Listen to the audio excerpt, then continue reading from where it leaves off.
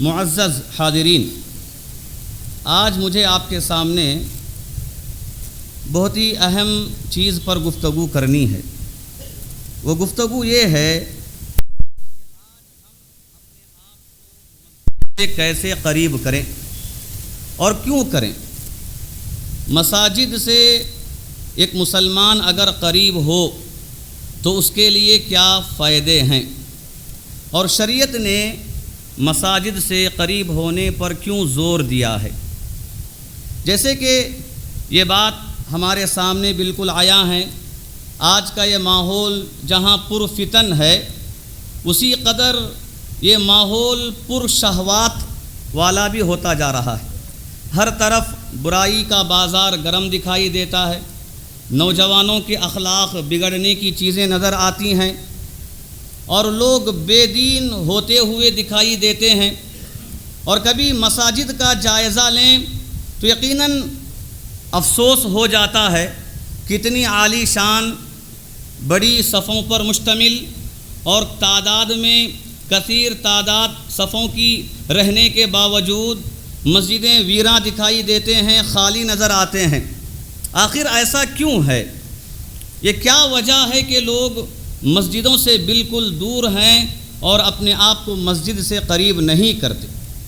محترم حضرات، رب العالمین نے قرآن مجید کے اندر اہل ایمان کو حکم دیتے ہوئے اور اہل ایمان کو ترغیب دلاتے ہوئے اور یہ بتایا کہ مساجد کا آباد کرنا یہ اہل ایمان کا عمل ہے، اہل ایمان کی صفت ہے۔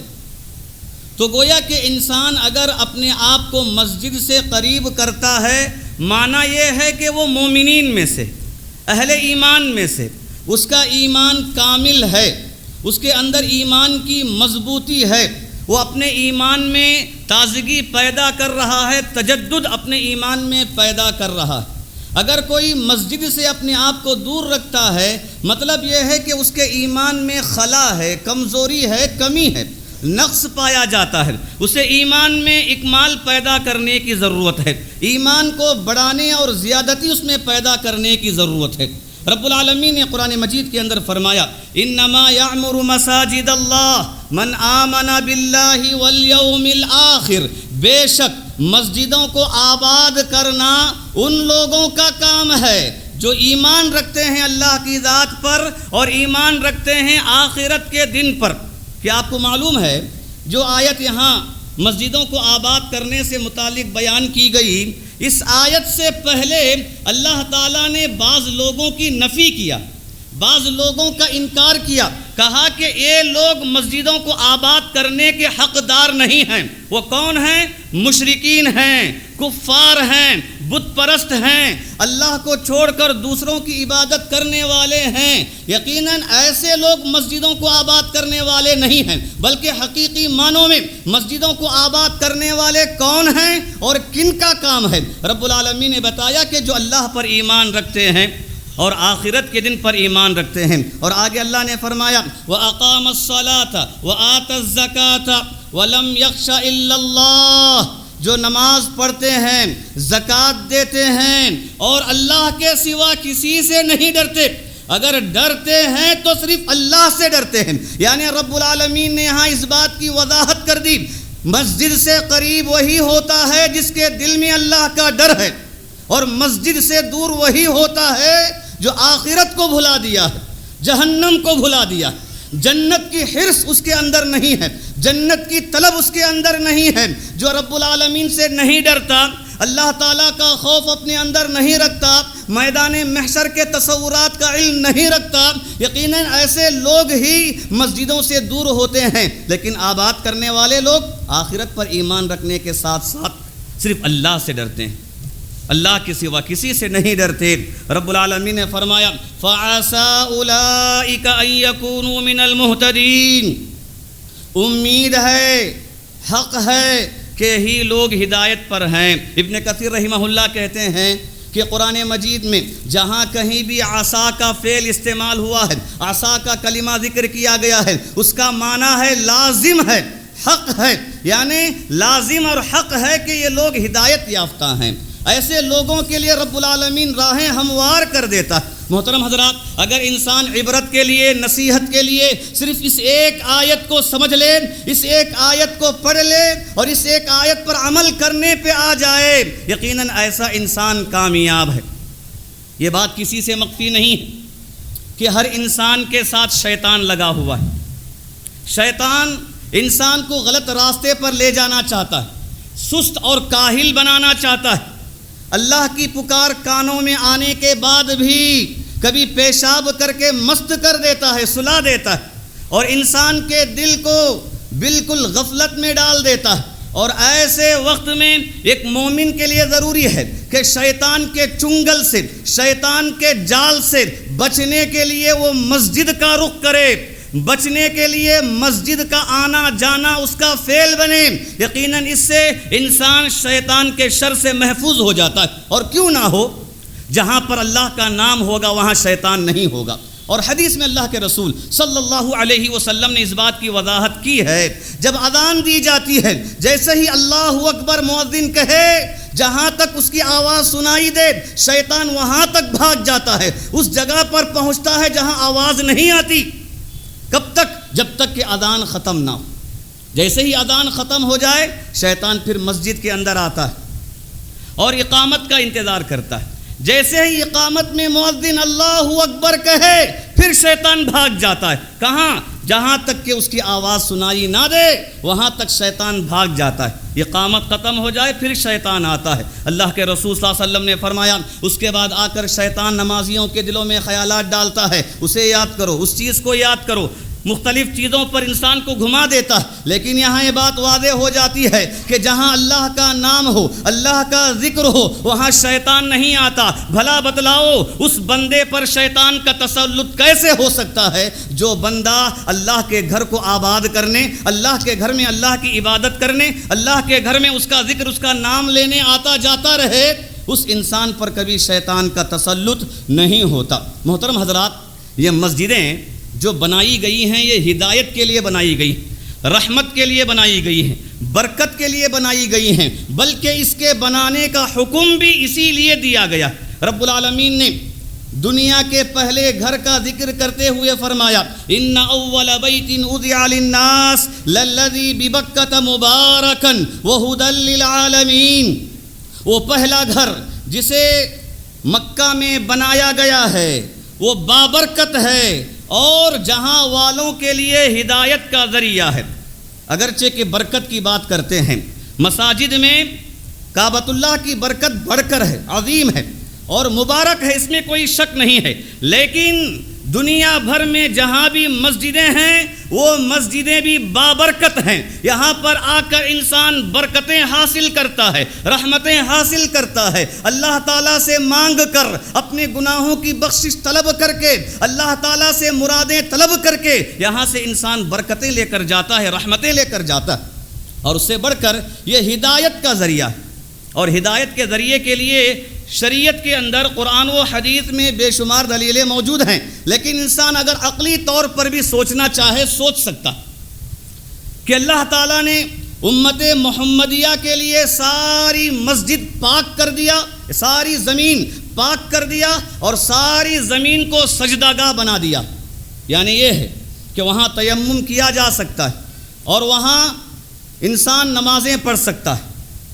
ساری کی ساری زمین یہ نماز پڑھنے کے لیے پاک کی گئی ہے، سجدہ گاہ بنائی گئی ہے، تو پھر اس کے باوجود ایک گھر بنانے کا حکم کیوں ہے، ایک مسجد بنانے کا حکم کیوں ہے؟ اگر انسان عقلی طور پر بھی سوچے کہ وہاں ایک امام مقرر ہو، وہاں اذان دی جائے، وقت پر نمازیں ادا کی جائیں، آخر یہ بات کیوں ہے؟ جب ساری زمین ہی نماز پڑھنے کے لیے درست ہے تو پھر ایک خاص جگہ کیوں ہے جہاں پر جم کر، جہاں پر اکٹھا ہو کر نماز پڑھنے کی ضرورت پیش آئے؟ عقلی طور پر بھی انسان اس بات کو سمجھ سکتا ہے۔ اس کا اصل مقصد ہی یہی ہے کہ انسان اگر مسجد سے دل لگا لے، مسجد سے قریب ہو جائے، مسجد سے آنا جانا اس کا فعل ہو جائے، اس کے لیے دنیاوی اخروی بے شمار فائدے حاصل ہوں گے۔ اور ان میں سب سے بڑا فائدہ یہ ہے ایمان میں تازگی ہوگی، ایمان میں اضافہ ہوگا، انسان کے لیے ہدایت کے سامان یہاں پر ملیں گے، یہاں ہونے والے دروس، یہاں جمعہ کے خطبات یا کہ اجتماعات کی شکل میں ہونے والی تقریریں انسان کی اصلاح کا ذریعہ بنیں گی۔ اس سے انسان اپنی خرابیوں کو دور کر لے گا۔ ہو سکتا ہے کہ کوئی چیز اسے نہیں معلوم تھی، لیکن بیان سننے کے بعد معلوم ہوا کہ میں غلط کر رہا تھا، ابھی مجھے معلوم ہوا کہ یہ کام نہیں کرنا ہے، انسان رک جاتا ہے۔ اگر انسان اچھے کام میں لگا ہوا ہے، معلوم ہو جائے کہ ہاں یہ کام اچھا ہے، شریعت نے اس کی تعلیم دی ہے اور اس پر اتنا ثواب بتایا گیا ہے، انسان خوش ہو جاتا ہے، مزید اس پر عمل کرنے پہ آ جاتا ہے۔ یہ ہدایت کا سامان۔ محترم حضرات، مسجدوں سے دل لگانا اور مسجدوں سے قریب ہونا آج کے دور کی ایک اشد ضرورت، اسے ہمیں سمجھنے کی ضرورت ہے۔ لیکن آج ہم مسلمانوں کی غفلت کا نتیجہ یا المیہ کہہ لیجئے کہ ہم اپنے گھروں کو مسجد کے بازو میں تو رکھتے ہیں، لیکن نماز کو آنے کی توفیق نہیں ہوتی، اذان سنتے ہیں لیکن اٹھنے کی توفیق نہیں ہوتی۔ مسجد سے قریب ہونے کے باوجود ہماری مسجدیں خالی ہی خالی دکھائی دیتے ہیں۔ اگر پوچھا جائے تو لوگوں کے پاس ہزاروں بہانے ہوتے ہیں، ہم بازار میں ہوتے ہیں، وہاں جا کر کہیں پڑھ لیتے ہیں۔ اگر یہ اپنے وعدے میں اپنی بات میں سچے ہو تو یقیناً یہ قابل تعریف ہیں، قابل مبارکباد ہیں۔ اگر جھوٹے ہیں تو ایسے لوگوں کو اپنی اصلاح کرنے کی ضرورت ہے۔ محترم حضرات، مسجدوں سے متعلق شریعت نے جو تعلیم ہمیں دی ہے فضیلت کے اعتبار سے، اگر ہم انہیں دیکھیں، احادیث کو اگر ہم ترتیب وار پڑھتے جائیں تو ہمیں اس کی قدر و منزلت کا اندازہ ہو جاتا ہے۔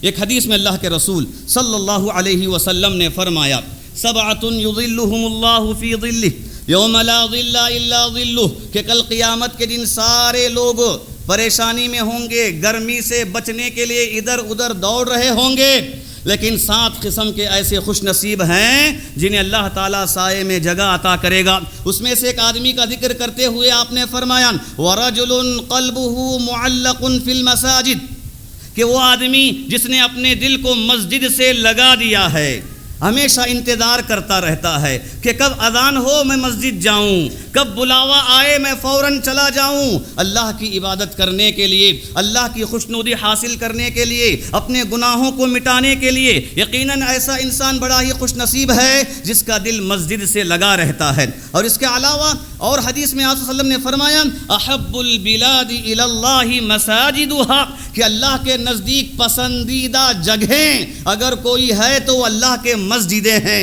یعنی مطلب یہ ہے جب یہ جگہ اللہ کے نزدیک پسندیدہ ہے تو یہاں آنے والا بھی اللہ کے نزدیک پسندیدہ ہے۔ جو یہاں نہیں آتا، یہاں سے جو دور بھاگتا ہے، گویا کہ وہ اللہ کے نزدیک پسندیدہ نہیں ہے۔ جو جگہ، جو مسجد اللہ کے یہاں بڑی ہی پسندیدہ جگہ ہو تو یقیناً ایسی جگہ پر آنے کا تصور اور خیال بار بار انسان کے اندر آنا چاہیے۔ اور اللہ کے رسول صلی اللہ علیہ وسلم کے بارے میں آتا ہے کہ جب بھی کوئی بڑا مسئلہ آتا، چھوٹا مسئلہ آتا، فوراً آپ مسجد چلے آتے، نماز پڑھتے، اللہ سے دعائیں کرتے، یہاں تک کہ اگر گھنا ابر بھی آ جاتا فوراً آپ مسجد چلے آتے، یہ سوچ کر کہ کہیں اللہ کا عذاب نہ ہو جائے، کہیں اللہ کا عذاب نہ ہو، ڈر کر آپ مسجد چلے آتے دعا کرنے کے لیے۔ یہ اللہ کے رسول صلی اللہ علیہ وسلم کی سنت ہے، بار بار مسجد کو آنا، نمازیں پڑھنا، ذکر و اذکار میں مشغول ہونا۔ اور اس کے علاوہ آپ صلی اللہ علیہ وسلم نے مساجد آنے والوں کی اہمیت میں ایک اور بات یہ بتائی، فرمایا، من توضأ فی بیتہ فاحسن الوضوء ثم اتى المسجد فهو زائر اللہ وحق علی المزور ان یکرم الزائر۔ کہا اگر کوئی انسان اپنے گھر میں وضو کرتا ہے، اچھی طرح وضو کرتا ہے، پھر مسجد کو آتا ہے تو مسجد کو آنے والا وہ اللہ کی زیارت کرنے والا ہے، اللہ کی زیارت کرنے والا، زائر اللہ ہے، اللہ کی زیارت کرنے والا۔ کہا وحق علی المزور، جس کی زیارت کرنے کے لیے بندہ آیا ہوا ہے اس کا یہ حق بنتا ہے کہ اس اپنے زائر کی تکریم کرے، اکرام کرے، مسجد کو آنے والے کی اکرام کرے۔ یعنی اگر کوئی انسان کسی کے گھر مہمان بن کر جائے تو میزبان کی ذمہ داری ہوتی ہے کہ مہمان کی تکریم کرے، اس کے لیے اچھے کھانے کا انتظام کرے، اس کے لیے اچھے کلمات اپنی زبان سے استعمال کرے، اگر جا رہا ہو سکے تو توشے کا انتظام کرے۔ یہ شریعت نے تعلیم دی، جائزہ جسے کہتے ہیں، ایک دن کے کھانے کا انتظام کرنا جسے جائزہ کہتے ہیں۔ تو گویا کہ جاتے وقت توشے کا انتظام کرنا یہ میزبان کی ذمہ داری جب ہوتی ہے تو اسی لحاظ سے بات بتائی گئی، اللہ کے گھر کو آنے والا وہ اللہ کا مہمان ہے، اور اللہ تعالیٰ اپنے مہمان کی بڑی اچھے انداز میں مہمان نوازی کرتا ہے۔ اور دوسری حدیث میں اس مہمان نوازی کے ذکر میں فرمایا، اگر کوئی انسان صبح میں مسجد کو آتا ہے تو اس کے لیے جنت میں دسترخوان تیار کیا جاتا ہے، اگر کوئی شام میں مسجد کو آتا ہے تو اس کے لیے جنت میں دسترخوان تیار کیا جاتا ہے۔ کیوں؟ اس لیے کہ مسجد کو آنے والا وہ اللہ کا مہمان ہے، اس کی مہمان نوازی جنت میں کی جائے گی کل قیامت کے دن۔ اللہ اکبر! اس سے بڑا انعام کیا ہوگا مسجد کو آنے جانے والے کے لیے؟ اس سے بڑی تکریم انسان کی کیا ہوگی جو مختلف انواع و اقسام کی نعمتیں وہاں بندہ حاصل کرے گا۔ محترم حضرات، ایک اور حدیث میں آپ نے فرمایا، من تطہر فی بیتہ ثم مشى الى بیت من بیوت اللہ لیقضی فریضۃ من فرائض اللہ کانت خطواته احداہما تحط خطیئۃ واخری ترفع درجۃ۔ کہا کہ آدمی مسجد کو آتا ہے اپنے گھر میں وضو کر کے، پاکی حاصل کر کے، اللہ نے جو نمازیں فرض کیا ہے ان فرض نمازوں کو ادا کرنے کے لیے تو جتنے وہ قدم رکھتا ہے تو اس کا ایک قدم ایک گناہ کو مٹا دیتا ہے اور ایک قدم اس کے نیکی کو بڑھا دیتا ہے۔ اور دوسری روایت میں کہا اس کے درجات کو بلند کیا جاتا ہے۔ تو یہاں نیکیوں کے اضافے کی بات، گناہوں کے مٹنے کی بات، درجات میں بلندگی کی بات بتائی گئی ہے۔ اور دوسری حدیث میں آپ نے فرمایا، من توضأ فاسبغ الوضوء ثم مشى الى صلاة مکتوبۃ فصلاها مع الامام غفر له ذنبه۔ اگر کوئی انسان وضو کر کے آتا ہے، اچھی طرح گھر میں وضو کر کے آتا ہے فرض نماز پڑھنے کے لیے، اور وہ فرض نماز امام کے ساتھ پڑھتا ہے، یہ ضروری ہے۔